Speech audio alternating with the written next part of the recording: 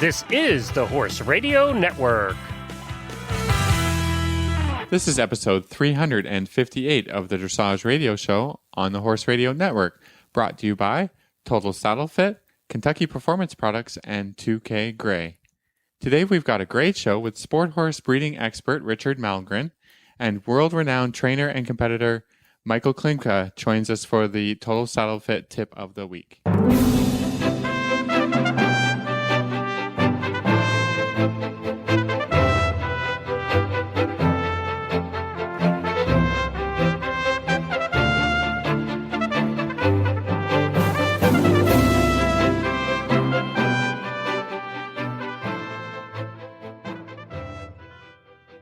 This is Reese Koffler-Stanfield from Georgetown, Kentucky. And this is Philip Parks from Rockwood, Ontario, and you're listening to the Dressage Radio Show. Hello, Phil. We are on our own. Yeah, I know. It's been a few weeks. We've not been recording lately. So how are you doing? Tell us about great. Tell us about your trip back from the sunny south. Yeah, from the sunny south to the very cold Kentucky, and I'm sure Canada's even colder. It's been a little bit of a challenge. I'm not gonna everybody. Well, you know, when you move, which is essentially kind of what we do twice a year, is move. Horses and yourself, and yeah, it's been a challenge, but everybody's good. The horses are all good, and we're just doing some spring cleaning here at the farm, and the big group of horses literally just got in an hour ago, so they're all happy and settled, but they came off the trailer, and we were throwing blankets on them. Yeah, unpacking all the blankets. That's yeah, what I was gonna say. Yes. That's going to be something, yeah. Oh, they were shivering when they came off the truck. It was so sad. So we were on it. We were ready to go. Everything was lined up, so they got off and we could just get their blankies on quickly, and they were very thankful. But no, everything's good, and we'll sort of kind of get in routine and get started on Monday. That's sort of the plan. So all is well. How about you? Right. Yeah, everything's we're just trucking along, just dealing with whatever Mother Nature throws at us day to day. But we're sort of gearing up towards show season. Yeah, show season. I know Rolex is at the end of the month for, that's a Lexington, Kentucky thing, right? Yep, and there's a big event this coming weekend, and it's supposed to be like 20 degrees for dressage. And one of my students said, "Oh, it's going to be 20 degrees." And I was like, "You're going to ride? Like, you're going to do that?" Because I'm not getting out of my bed. Yeah. No, I was like, "Really? You're going to ride?" So she's like, "Yeah." I was like, "Oh." But I will say our last horse show that we did last weekend at Global, it was so very hot. It was actually like 95. It was very hot and very humid. Yeah, that's what I heard, yeah. We've had a really big swing, and the temperature is like 70 degrees. So the horses will probably not work much this weekend. But that's okay. They're fine. Going to be grumpy. They're going to be grumpy like me when it gets like me. I know. So, yeah. But we have an awesome show. I'm really looking forward to this show. You're going to really enjoy Richard Malmgren. He's a good friend of ours, and he's doing a breeding segment. He knows so much about breeding, and he's just a wonderful person to have on to discuss it. So he's going to be great. And then we have Michael Klimke, and he's doing our Total Saddle Fit tip of the week. And what's fun about Michael is it's a fun conversation about dressage. I hope you all we enjoyed doing it, and I hope you enjoy hearing it. So, Phil, what's in the news today? Well, I think we should wrap up, the last piece of news from the Adequin Global Dressage Festival. The last competition was the Still Point Farm FEI Nations Cup 3-star, and it looks like Team USA dominated. They won the competition with a total team score of 454.69, 98 points. Canada finished second with 428.708, and Spain rounded out the top three, collecting the bronze medal with a total team score of 414.421. So that's pretty awesome. I think the big news out of that was that Laura Graves and Verdadas made history as the pair earned of 82.8% for their Grand Prix Freestyle, the highest ever score earned at the Adequin Global Dressage Festival in international competition. So that was pretty great. I mean, congratulations. For sure. I think their season started out a little bit slow for Verdadas and Laura, but obviously they topped out at the end with huge success. And let's see, they were followed by USA teammates. Another Casey 80%. Yeah. Yeah, also over 80%. Fantastic. And Belinda Trussell was finished third with a 76.350. So, congratulations to all the And she was competitors. very strong. Yeah, she was very strong all season as well. Yeah, Yeah, they're really coming really. along, Mhm, coming on with their scores as well. So I mhm. think Team USA takes 8 combinations with to Europe, Yep, that's right. to compete. So I think a lot of people are looking forward to that. And then on road to Rio, right? On to Rio from Road to there. Rio. I know, it's crazy. It's coming up soon. You think about it. It's what the Olympics is end of July, early August. Yeah. So it'll be really fun to see them and cheer them on. And but also Casey Perry Glass really, her sort of partnership with her horse has really changed over the Florida season. It was fun to see them sort of kind of come together as a team. So that was really fun. So those combinations were quite good, and it was yeah. I mean, Laura did start off a little rocky, but she is looking strong, looking fantastic. So all good stuff. This is great. So I think right after this commercial with 2K Gray, we're gonna have Richard Malgren on.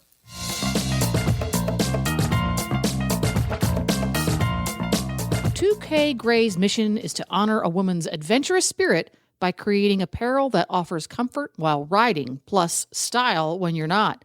In 2011, Grand Prix rider and entrepreneur Chris Pinto joined forces with fashion industry veteran Meryl Ranzer to create a chic and sophisticated line of performance riding breeches that look and feel better than your favorite pair of jeans. The line, made for women by women, is now being expanded and refined by teaming up with global equine manufacturer and distributor Intrepid International and notable fashion designer Kia Tomlin. 2K Gray offers serious riding clothes that are sturdy in the saddle, yet slimming, stunning, and sophisticated everywhere else. Each detail, from pocket shape to seam placement, is designed to enhance a woman's silhouette and to celebrate different body types. The collection is machine washable and proudly designed in the USA. Check out the new and exciting designs at 2kgray.com. That's the number 2, the letter K, GREY.com. You can also follow them on Facebook at 2K Gray. Feel better and ride better. 2K Gray. We wanted to thank 2K Gray again for their sponsorship and continuing to sponsor the show. And we thank them for their great breeches. And everybody can check out the breeches at 2kgray.com. Next up, we've got Richard Malmgren. Well, tonight I am so happy to have Richard Malmgren on the program. He is the co-founder of Sporthorse Legacy. He's a native of Sweden, and he came to the United States and landed in Delaware, right, Richard? Yes, that's right. Fantastic. And you are really the breeding extraordinaire. So can you talk to us a little bit? Tonight, we actually want to talk about breeding an athlete. And we've been talking all season about it together. And I'm so happy to have you on the program to chat about it.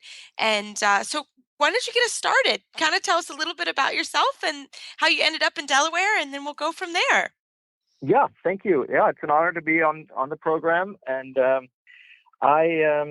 as I said, I'm a native of Sweden, and I first came to the United States in 1996 as a working student for Hilltop Farm, and before that, I grew up in a horse family. My father was an equestrian, mostly into the jumping and the eventing, and ran his own riding club. And so I've definitely had an equestrian background from the youth. And actually, about 40 minutes from where I grew up was the national stud of Sweden, Flyinge. And back in the 70s and 80s, the stallions that the state stud were sent out to stallion stations. And 5 minutes from my farm, or my parents' farm, was one of the stations where a state stud stallion was. So again, having been around the breeding from really, really early stages and seen young foals being born, and that has been part of my growing up. And so then when I came to Hilltop Farm, I remember it as if it was yesterday, because I asked Scott Hassler you got a lot of Holsteiner stallions in your lineup, and I thought they were mostly, famous for the jumping, and he was telling me that, of course, but if you look at that time in the 80s and early 90s, Margrethe Otto Clapan, her stallion Corlandos was Coeur de la Bière Landgraf, and so was Scott Hasler's Cabaret. It was Coeur de la Bière Landgraf, so it was a full brother to Corlandos. And then we had another Coeur de la Bière son, Coeur Noir, and then we also had a Ramiro son, a grandson named Riverman. And these horses were just really, really athletes, and that gave a huge impact on me, because Scott rode, dressage with these stallions. And of course, there's another one I shouldn't forget, Parable, who is a Westphalian stallion by Paradox.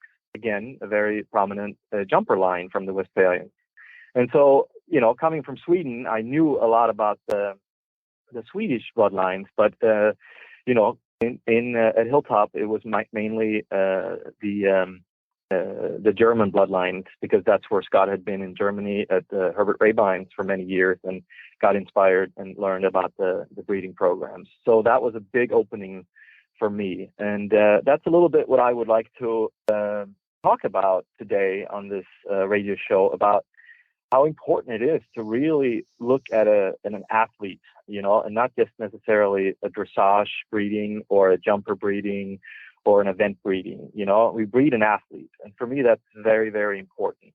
And just so to sort of mention, go back to my Swedish roots, with everybody probably recognizes Jan Brink's Briar, who rode in several Olympics, and he actually did a better jumping performance test than a dressage performance test. But then again, he was educated in the dressage and became, a several-time Olympic horse. And so that's one example. And then there's a lot of other ones. And just to mention a little bit about, of course, Rousseau, because that's one of the stallions that I represent since taking over, since co-founded Sporthorse Legacy. I started taking over Hasler Dressage's stallions and Karen Ofield's stallions. And, Rousseau is a stallion that we represent the semen from. And if you look at his pedigree, it's very interesting, because his sire is Olympic Pharaoh, and his dam sire is Romer, which stood at Iron Spring Farm. And both those stallions, before they became Grand Prix dressage stallions, were both top-level jumping stallions. So I think Pharaoh won his jumping test too, right? That's another horse that won in his curring. He won the jumping side of it as well. So yeah, and I just think I think he gives really good canters, right?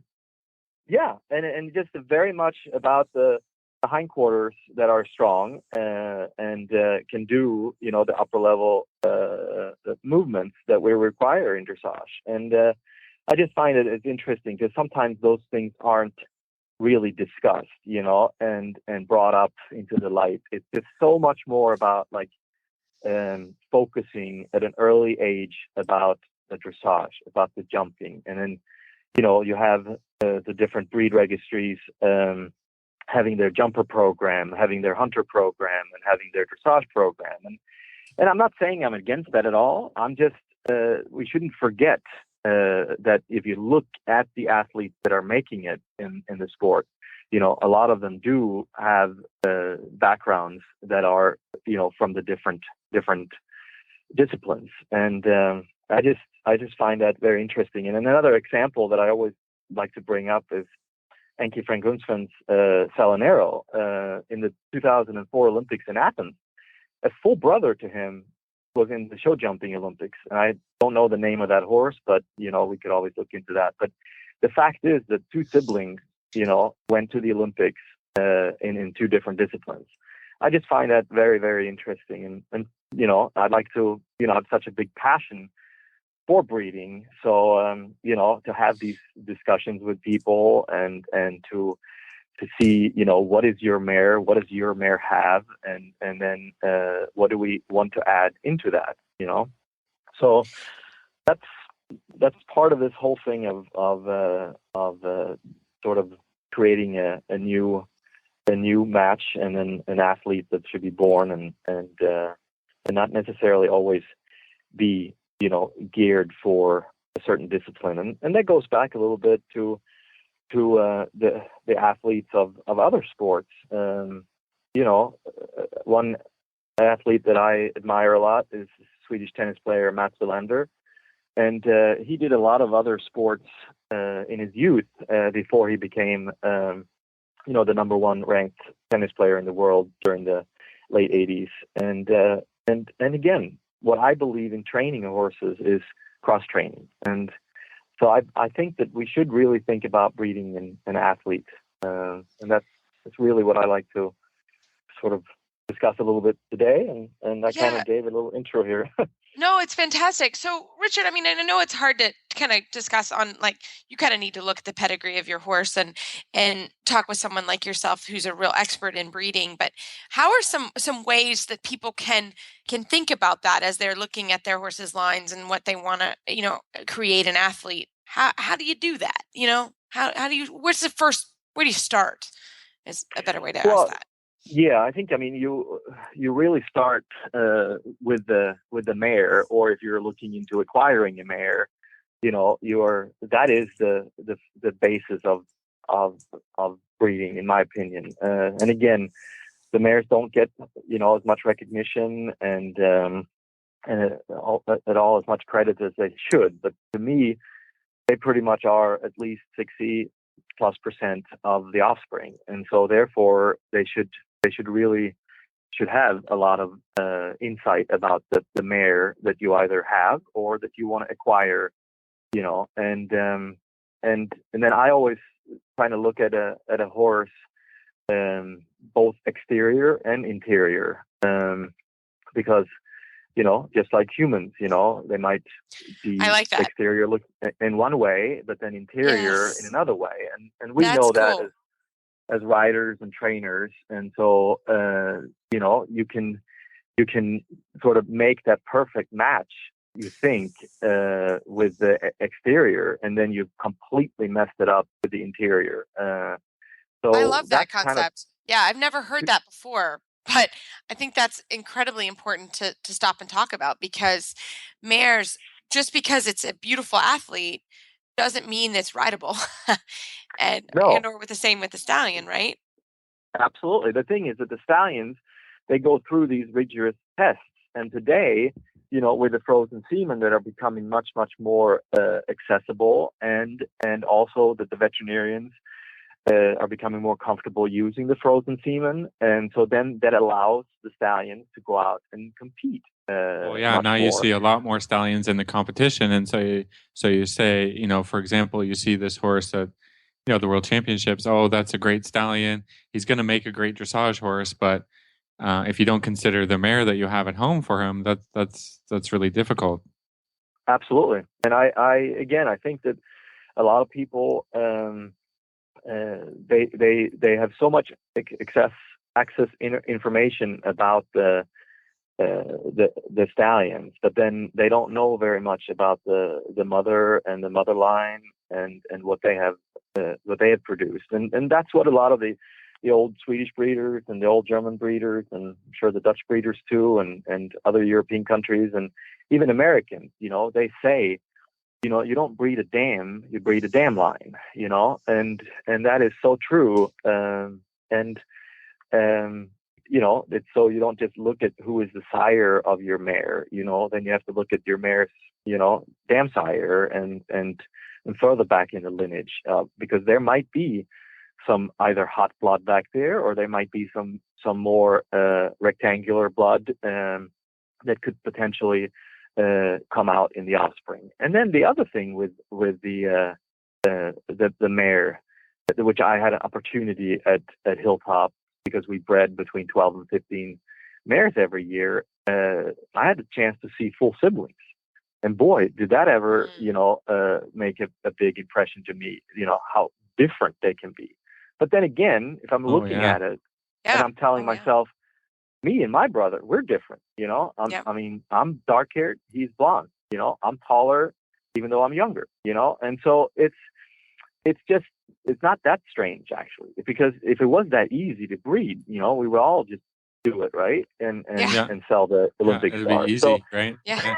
yeah, so I just find it is just there's you can do all the research and you can try to find that perfect match, and then you really really are so excited about it, and then you get surprised, and it's not at all what you expect.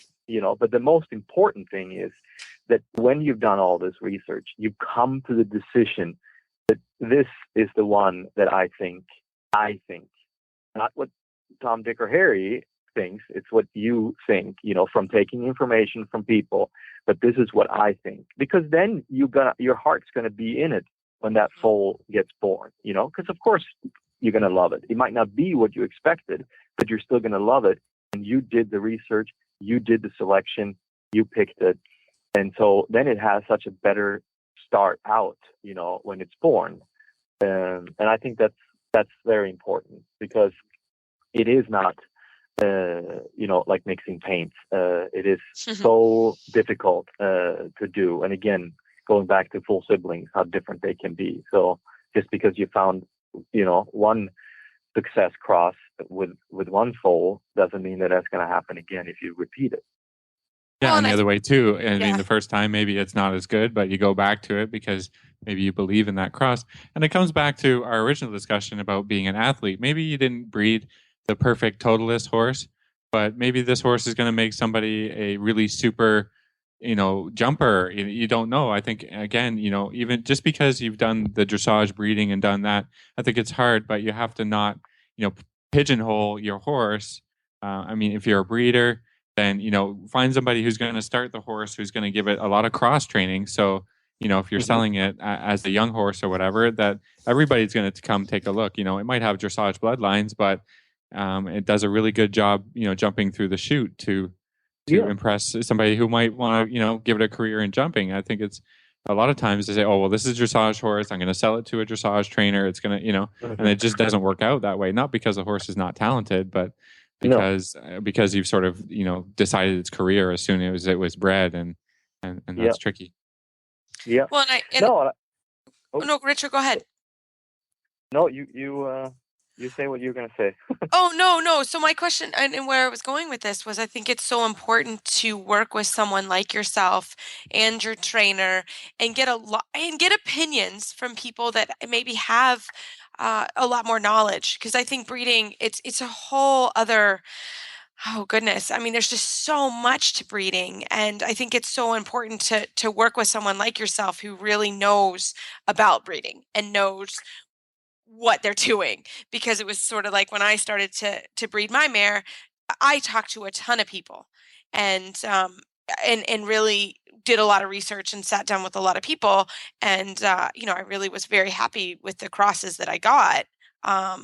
So I think that that's so important. So yeah. I think No, I think that it's just because you again though have passion and you have experience.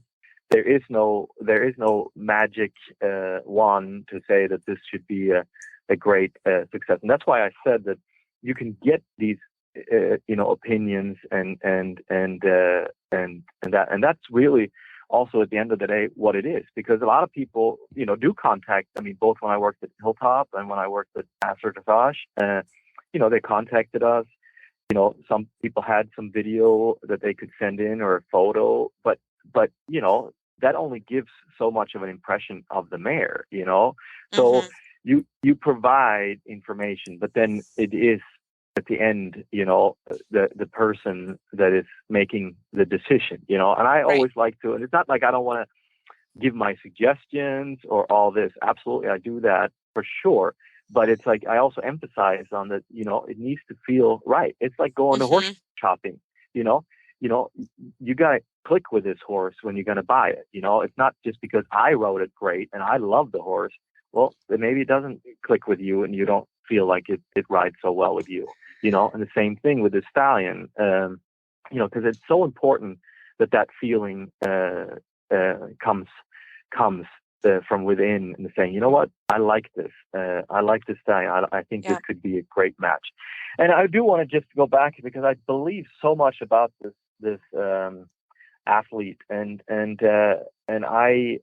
there is a stallion that we do represent, Lamberto, and he's a son of Rousseau, and then he has the sire Voltaire as his dam sire, and Voltaire is a son of Furioso, which is again one of the founders of Oldenburg jumping. He goes back to a thoroughbred stallion named Furioso, and the thing is that he has also produced a lot of dressage horses, like Leslie Moore's Kingston was by Voltaire.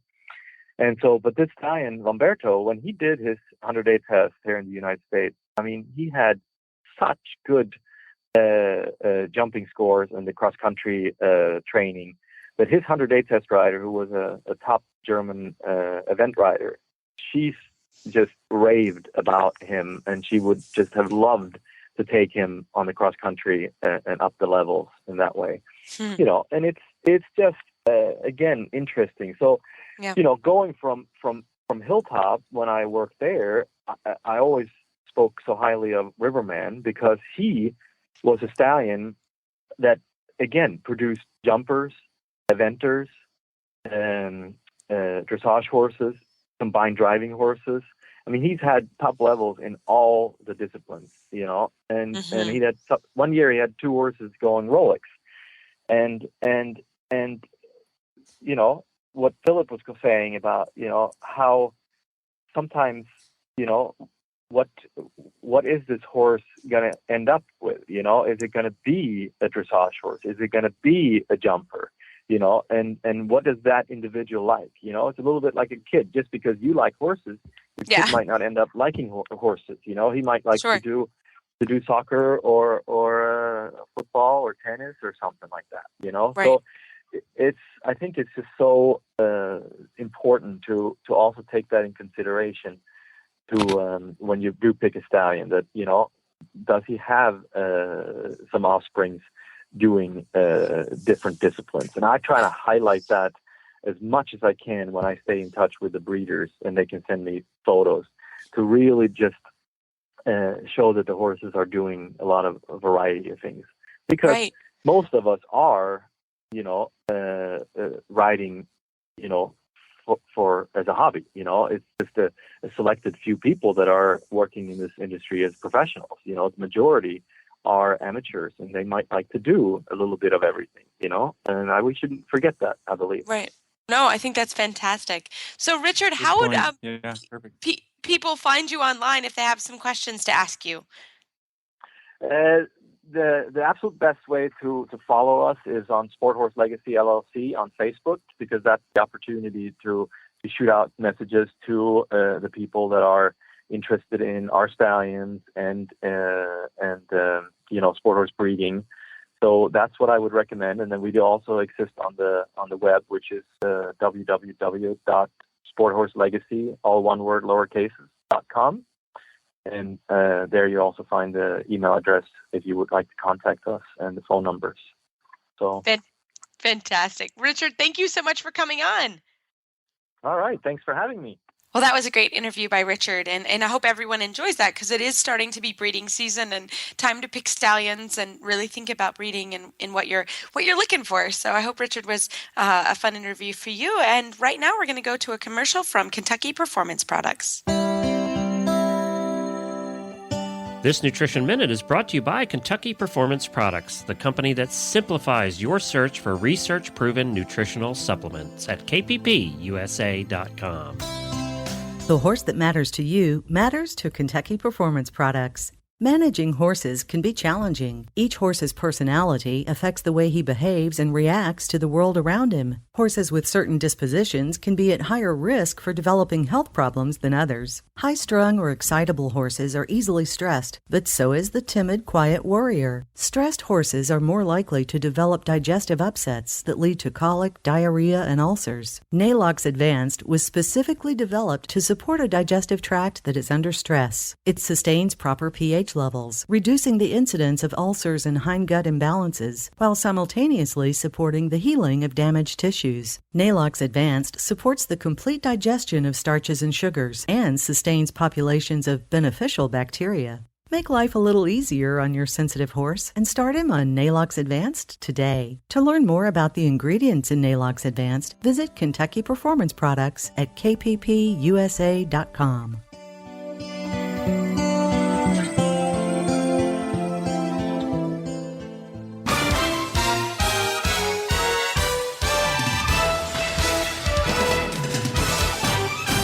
This week's dressage training tip is brought to you by Total Saddle Fit, home of the shoulder relief girth at TotalSaddleFit.com.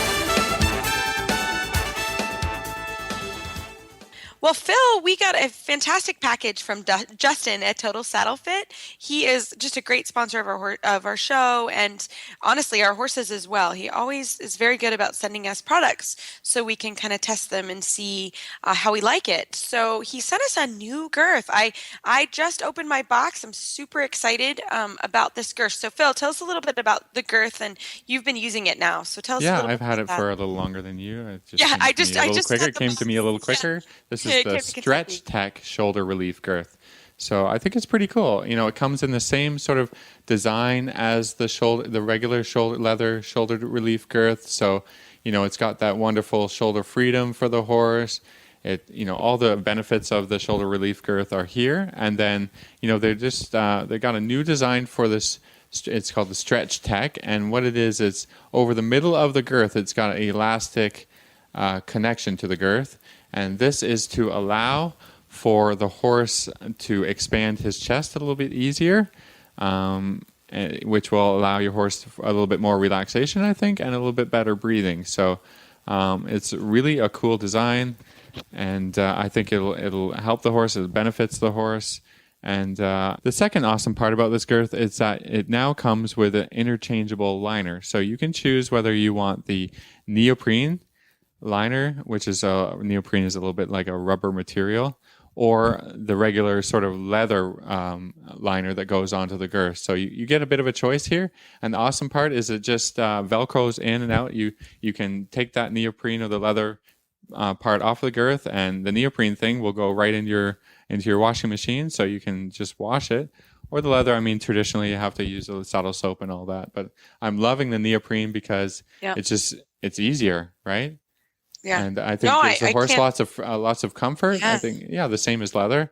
And you just have an easier time with your tack. You know, if you have 3 or 4 girths, you just, end of the week, you just rip the Velcro off and then. Yeah. And wash it. And wash it and just, you don't even have to dry it. Yeah, it's cool. It's really cool. I like that. Excellent. Or you can hit it with a hose if you like. Exactly. Those are really good to do too. In Florida, we just hit everything with a hose. It was good because it was so kind of hot and you could throw it out in the sun and it was perfect. So, yeah, well, it's a really cool product, and I hope everyone enjoys it. And again, Justin at Total Saddle Fit, he's fantastic, and he's been on the show a ton, and he will answer any saddle fitting question you have, and he's very, very smart and does a really good job with it. So I hope you enjoy the girth. If you have any questions, definitely touch base with Justin at Total Saddle Fit. Well, Phil, we have a really cool interview next. For our tip, we wrangled. For our tip. Yeah, we wrangled Michael Klimke. I am so excited that we got Michael on the show. I grabbed him right before he went back to Germany. But Michael, along with being the son of sort of the dressage god, Rainer Klimke, he is a Münster-based rider. He placed second in the 1990 World Cup Finals and was the German male dressage champion in 2000. The same year, he came close to capturing a spot in the German Olympic team. In the past 10 years, he's been working as a lawyer. But he's now come back to competition, and this was his second year in Florida. He's been very, very successful at the Adequan Global Dressage Festival, and I hope you enjoy Michael's kind of our discussion about dressage. I think it's really fun, so enjoy. Well, this evening, we are so happy to have Michael Klimke. He is a lawyer. He is really the son of the dressage god, as he likes to say. Michael, we're so happy to have you on the program. Welcome. Thank you. I'm happy to be part of the radio show as well. Yeah, so I will confess, Michael has been coaching me all winter here in Florida. So we've really had a lot of time together, and we've really had a wonderful time sort of getting hello to be much more of a big guy. And so Yeah. when we were getting organized, Philip and I and Michael wanted to talk a little bit about teaching a horse piaffe. So, Michael, can you Yeah. kind of start with that for us? Yeah. It's at the end, piaffe is nothing else than trot on the spot. And you need a lot of confidence. There are, of course, many theories, many different training methods. And a lot of trainers do it different. I personally have experienced that when you start from the ground without a rider, to first just touch the leg, that the horse gets confidence to the whip, trusts the whip, and that the horse learns to balance and stand on three legs. That's the first and for me the most important start when I teach a young horse piaffe. From the ground, lifting legs, getting confidence to the whip, and then try by touching the croup to get the rhythm. I think at the end, all horses can learn piaffe like any other figures. The question of quality, how good, is then, of course, natural quality from the general movement of the horse. But finally, the figures that you teach a horse is technique. If the training of a young horse is correct, and if you are really taking the time with the young horses, I think all horses can learn most of the, if not all of the Grand Prix movements. And this is what's the fun about. You need to have a plan. The plan means minimum 5 years of training, gymnastics, always remembering the horse is the athlete, the horse is a sportsman, not the rider. When I sit on a horse and I'm wet after 30 minutes and my horse is dry, then I make something wrong. Yeah. I want to educate the horse that the horse goes alone, that a spectator, if he has knowledge about dressage or not, from the ground ask the question, Michael, how do you do that? Then dressage is on the right way. When you are too much yourself seeing every movement of the rider, then it's humpback. But I like to have the horse as a personality and really see that the horse is fighting for the rider at the end, and that's the key. And to come back to piaffe, when is a piaffe good and when is a piaffe not good? The piaffe is only good when you really feel that the horse has fun to do it and gets proud of himself, especially in piaffe dressage, a little bit like dancing. And Reese, when you say what we tried with hello, I think we could really see from the ground that he got the idea, and suddenly he said, oh, I can do that if you want that. So it's not about forcing a horse to do that. It's more about playing a horse, making the horse happy to do it. Now, Michael, I have a question. There should be probably some things that the horse should be able to do before you start, trying for piaffe. I know you said 5 years of training, and what are some things that you sort of look for before you even think, okay, this horse might be ready for some piaffe passage training? I start with the horses when they are 5, just on hand, and when they are 6 with the rider on top, not earlier. So the horse must be in balance. The horse must be able to understand a half vault or walk transitions, can be trot transitions, responding to the rider's aid. And then a horse must be really able not to go on the forehand, but already start to trot and canter on the hind leg. That's for me a sign when I can start to try to teach a horse piaffe. And Michael, we've talked a lot about, you and I, just getting the horse strong enough to do piaffe. What are some ways that you can get the horse strong enough to do piaffe? Well, it's very important to watch the body of the horse, that you have the bridge, hind leg, back, rider's upper body, rider's hand and mouth to the horse. When I watch a horse under the saddle and somebody's riding the horse, this bridge gives the strongest. And at the end, the transition and half vault make a horse stronger.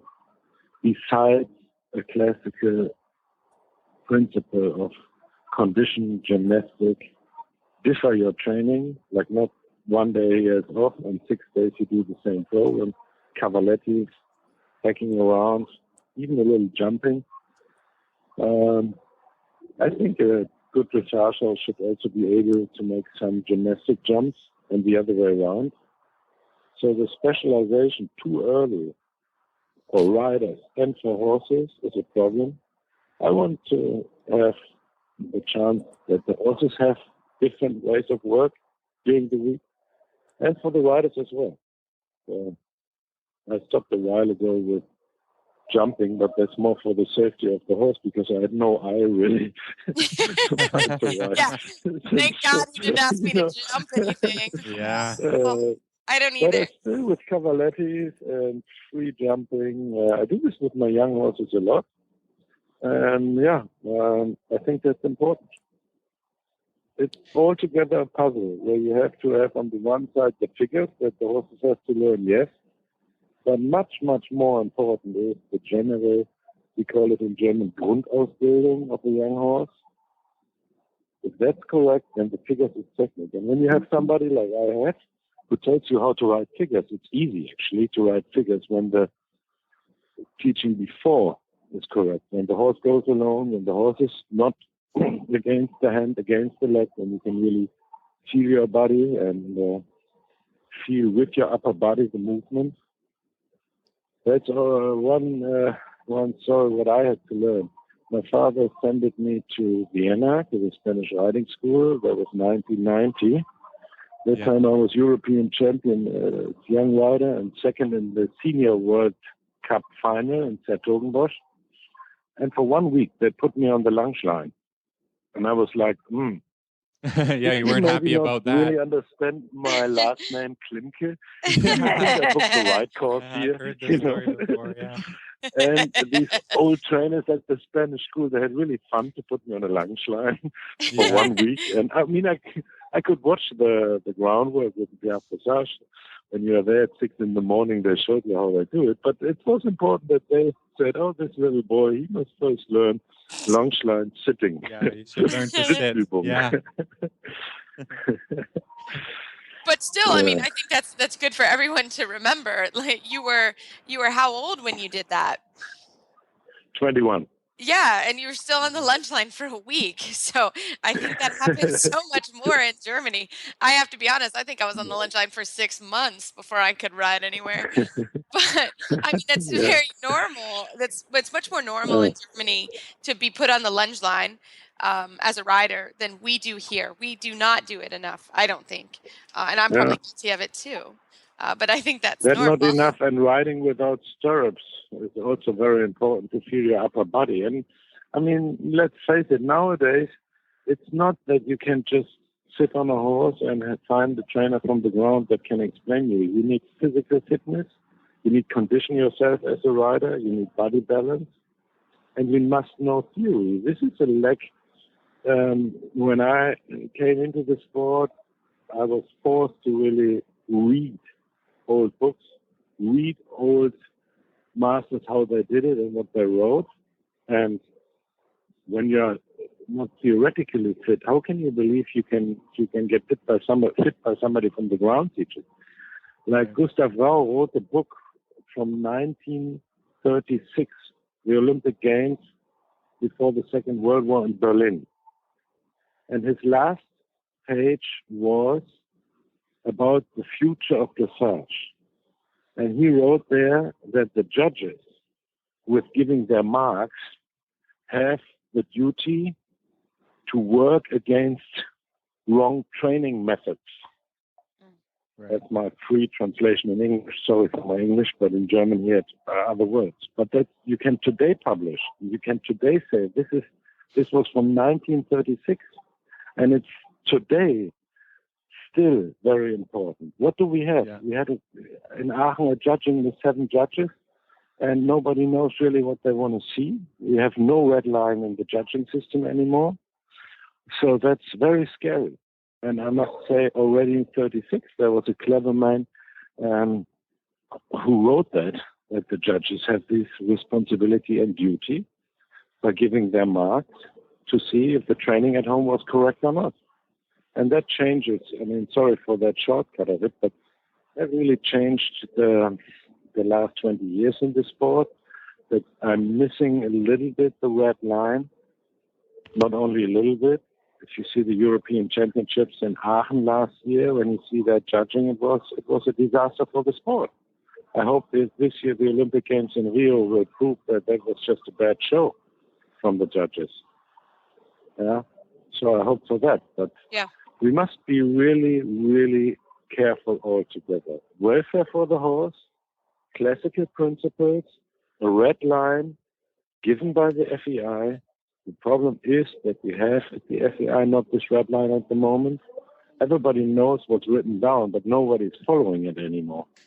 And when I go to a show and win and come home, then I feel very special because then I think my training is super. Yeah, maybe. But maybe we should think more about the whole sport and think more of what we want to see in the sport. Little changes here and there is not enough. We must be careful. Also, in the discussion about the IOC, the Olympic Games for Tokyo 220. After Rio, the IOC, as it is already written, will watch the equestrian sport, not only dressage, jumping, feeder event. If we need four riders, if we want four riders, if it is really a sport to promote. Now it's more about promotion than about the sport. And I have also a very, very clear and straight opinion. We should not change our sport too much. Nobody would ever say we make a marathon just 1 kilometer because then we have it better in the media and in the television. The sport is the sport, and our sport is a classical sport of dressage, which means a test of 6 to 7 minutes is necessary that we can show walk, trot, and canter and all the figures that are needed for the Grand Prix. We cannot shorten it just for the media. Mm-hmm.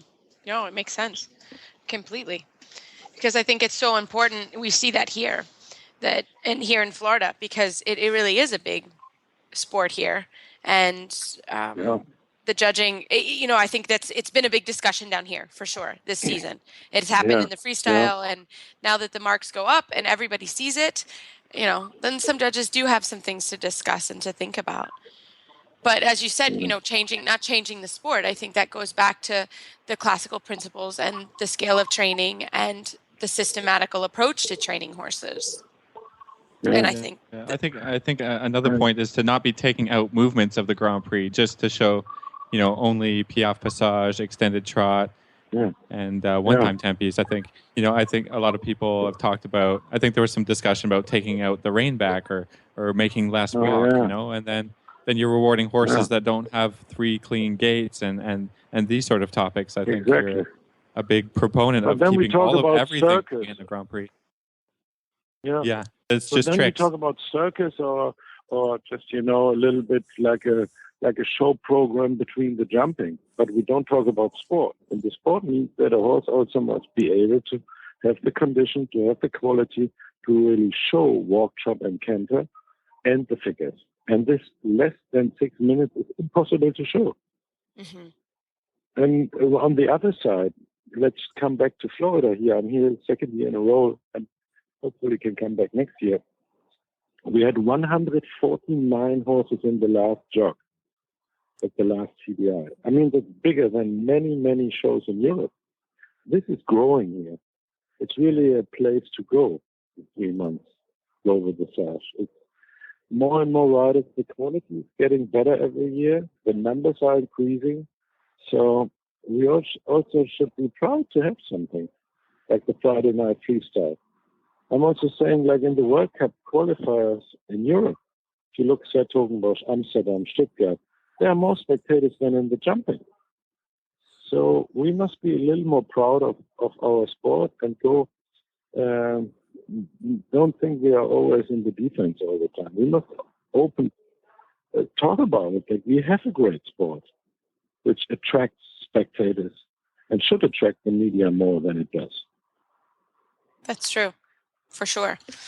Well, Michael, we can't thank you enough for your time today and all of your thoughts. We'd love to have you back on the program. And I hope personally you Yeah. get to come back next year I come back and and spend I 3 like months to again train you here. next year. And thank you That'd be very really much great to come that to. I could talk to you a little bit. Thanks, Okay. Michael, for Have a your great time.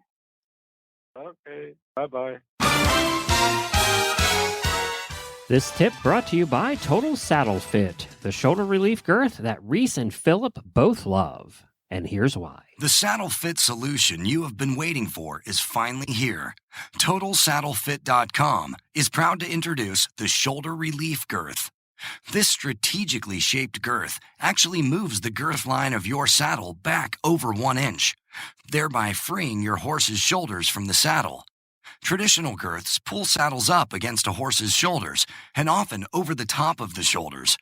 The shoulder relief girth's recessed ends allow for the billets to buckle into the girth farther back to give your horse unparalleled freedom of motion. We are so certain that your saddle will fit better and your horse will be more comfortable that for a limited time we are offering a 30-day, 110% money-back guarantee. If you are not totally satisfied with your shoulder relief girth, send it back for a full refund plus 10% of the purchase price. Don't wait. Order now for the best saddle fit solution available. At TotalSaddleFit.com. Visit TotalSaddleFit.com. Well, as always, everybody knows we love email and Facebook shout outs. It's sort of, we like connecting with all our listeners, and it, really helps us kind of pick out what we want to do for kind of programming. So we enjoy it. So, Phil, we've got a good one for this week. Okay, we have a question from Sharon here. She just, Sharon, she says, I just finished listening to Horsemanship Radio episode 61. We got to plug the other great shows, right? Yeah, I know. We have great shows on the network, so this is a good one. Good plug. Where they're talking about the importance of ground training. Ground training we've talked about. They talk about a lot on the other shows. And so Sharon would like to improve her skills in this area, wondering if we know anyone who gives a course, or maybe we could just talk a little bit about ground training today here, Reese. Yeah, sure. I mean, I think I'm going to tease next week's show, actually, because Richard Malgrim, today on the show he talked about breeding, but next week he is going to talk about ground long lining. Yeah. And one of the things I did this winter was I took lessons from Richard, and I took about 2 lessons a week and to work on long lining. So a little tease for next week that we are going to talk about long lining and sort of long lining 101. I will say, and also Michael talked a little bit about teaching Piaffe and doing groundwork in hand for teaching Piaffe. And so I had a great experience this winter learning groundwork. And, I don't know about you, Phil, but it's not something I'm particularly good at because I don't practice enough. And I have worked with multiple people. Kathy Connolly is a really good long lider. Obviously, Conrad Schumacher does a lot of work in hand. And it looks so easy when they do it, but it's really challenging. It's not an easy technique to learn. And so I would say, number one, I think it's really important to take lessons when you're going to do groundwork for dressage horses. So, this isn't sort of the teaming up that they talk about on the Horsemanship Radio, which is fantastic. We're kind of specializing now in long lining and working in hand for Piaffe and Passage. I think it's really important that you work with somebody who can really help you. They also can help you sort of get the horses it's hard to do it if you don't know and your horse doesn't know. So it's really helpful to have a Michael Klimke teach your horse Piaffe in hand because, now I can do it with Hello myself because Michael worked with them all winter and I watched. And then the last couple of weeks I started doing it. So I'm a lot more familiar with what we did. And Michael talked a little bit about it, but I do every day now. I tap him on the leg with the stick, and this is a very light tap. It's very important that it's a light tap. So I gently tap him, and he picks up a leg. So he's learning sort of how to stand on 3 legs, which is important because that's what they have to do, right? In Piaffe and Passage. So that's sort of what we've been working on. And so I tap him, and then as we go along, I'll tap him, and we'll go along the wall. And again, I worked with this winter. I wasn't particularly good at it. I don't know about you, Phil, but I didn't have a lot of experience with either long lining or working in hand. But it was really fun to do that this winter and sort of get a little bit more confidence. My horses now know a little bit more what the requirements are and what they need to do, and they also are better at it. So I think it's a great way. Groundwork is fantastic. Obviously, I'm picky even in the barn with really good ground manners and groundwork. Like, for example, everybody who works for me knows the horses better be walking up with them. I hate to see people drag horses. It drives me crazy. So I think also I put that in the groundwork category as like when we lead horses, they're up at your shoulder. You're not pulling them. They're not walking in front of you. So I think you can go sort of from the general horsemanship, working toward the dressage, with long lining, working in hand. I think I have started my young horses with ground driving. I haven't personally done it. I paid for that service to have somebody really good do it. But all my horses have been ground driven. So now that I have a little more confidence with a really good horse on the long lines, that's what I've been doing. So Phil, throw your 2 cents in here. What are your experiences with ground? Well, I think, this question is tricky because ground training can involve so many different things, like you said, there's some specialized ground training that we do for dressage horses, obviously. And then, they sort of, have some ground training before you get on them. And then, they have a few years of the riding, and then they have some more ground training, for like what you're talking about, a little PF passage work. So, I think in general, the dressage horses don't get a lot of groundwork, and I sort of follow that program too. I do a few things to get them ready to be backed, with a little bit of, it's sort of long lining, but just being able to steer before I get on, Sure. And then, for a few years, I don't do any at all. I mean, I think I have to be honest about that. And then, you lunge, you do lunge. Yeah. But like I said, that's so many, but, again, with the lunging, I'm only going to do it, in special circumstances, and then again, I'm not super detail oriented about it. It's just, sometimes for something different to do, or sometimes, to get a little energy out, or, some different cases, but it's not, as far as that goes, I didn't take any courses in sort of the groundwork, and I think the Pirelli stuff is awesome, but again, I have very little education behind that. So, I think always not necessarily a dressage. You don't have to go to a dressage person, to get pretty good at that stuff. Yeah, I think, absolutely. There's lots of really educated people out there. Depends what the purpose is, Yeah, and what you're doing. What is the point of your groundwork? And if it's to teach your horse better manners, or to be able to read your horse a little better, then you don't need a dressage person at all, right? And we had Lisa Rakes on, and you can look on the episode. Lisa Rakes, she's from the Mounted Police at the Kentucky Horse Park, and she works with all my young horses on sort of groundwork. Again, she comes in, she does groundwork. They walk over tarps. I'm a big fan. They learn to get the ropes around their legs so that they step on the lead shank. They're not silly. I find that a really important part of the young horse training. Again, I'm not very good at it, and I have never dedicated enough time to get good at it. I think that's the thing is groundwork. It takes time, just like the riding does.